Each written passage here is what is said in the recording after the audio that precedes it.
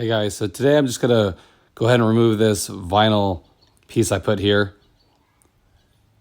Show you guys how it protects the paint as well. I've always liked how that looks, but I'm just gonna go ahead and remove it right now and show you how easy it is.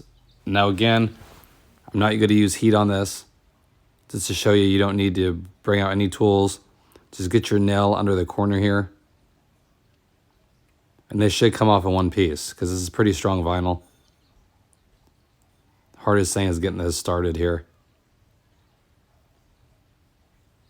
Okay, there you go. And then once you got it, you just pull on it. And you can see underneath, it's perfect.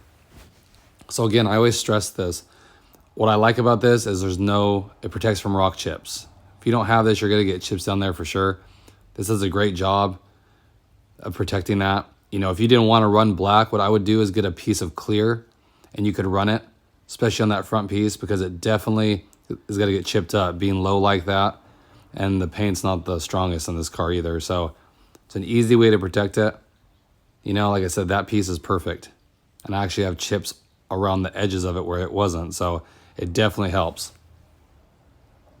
Like I said, go back to stock. It's very quick to do.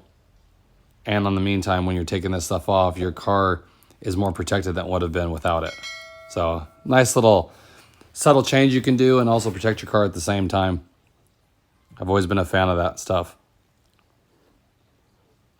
So I appreciate you guys, I do. If you have any questions, comments, drop them below. I'll get back to you. I love reading you guys' comments, I do. If you haven't already, please like and subscribe. I appreciate that. And I'll definitely post more videos weekly. And I'll catch you guys on the next video. Thanks, everybody.